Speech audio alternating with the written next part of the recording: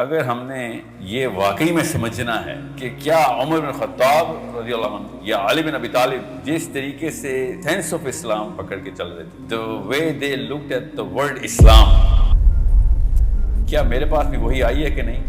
وہ ہمیں 2 یا 3 طریقوں سے ابھی پتہ چل جاتی ہے۔ کیا واقعی آپ عمر بن خطاب کو جانتے ہیں؟ تو یہ ایک پہلا مسئلہ ہے۔ زیادہ تر لوگ عمر بن خطاب کو جانتے ہیں، زیادہ تر لوگ علی بن ابی طالب کو جانتے ہی نہیں۔ تو ہم وہ والی سینس آف پرائڈ تو بہت دور کی بات ہے۔ صحابہ پرائڈ جو فیل کرتے تھے، جو اینگل سے اسلام کو دیکھتے تھے، وہ سمجھنے کے لیے صحابی پڑھنا ضروری ہے۔ ان کا ورلڈ ویو کیا تھا، وہ اللہ کے نبی علیہ السلام کو سامنے دیکھ رہے تھے، وہ کیسے اپنے آپ کو پلیس اور اسٹرکچر کر رہے تھے، ان کی ڈیفینیشن آف سکسیس کیا تھی، ان کی ڈیفینیشن آف فیلئر کیا تھی، جس طریقے سے انہوں نے پریزنٹ کر دیا اپنے آپ کو۔ دس از اے بگر پرابلم، کیونکہ دماغ گھڑی کے اوپر سیٹ ہوتا ہے۔ 24 گھنٹے صحابی کے پاس بھی تھے، سورج اسی طریقے سے طلوع ہوتا تھا، اتنے ہی گھنٹے بعد غروب ہوتا تھا۔ ان 24 گھنٹوں میں صحابہ کن جگہوں کے اوپر ایکٹیویٹ ہو گئے تھے؟ ہم لوگ ان 24 گھنٹوں میں کن جگہوں پہ ایکٹیویٹ ہو؟ اس سیشن کے فوراً بعد آپ اپنے موبائل کی ہسٹری نکال کے دیکھ لیں، 24 گھنٹے کتنے گزرتے ہیں ہمارے۔ ان 24 گھنٹوں میں سے کتنی انکوزیٹو ویڈیوز ہیں کہ صحابیات کیا تھی، میرا نبی کون تھا صلی اللہ علیہ وسلم، کیسے سوچتے تھے نبی علیہ السلام، ان کی اپنی نفسیات مبارک کیسی۔ اگر ہمارے پاس ایک بہانہ ہوتا ہے نا کہ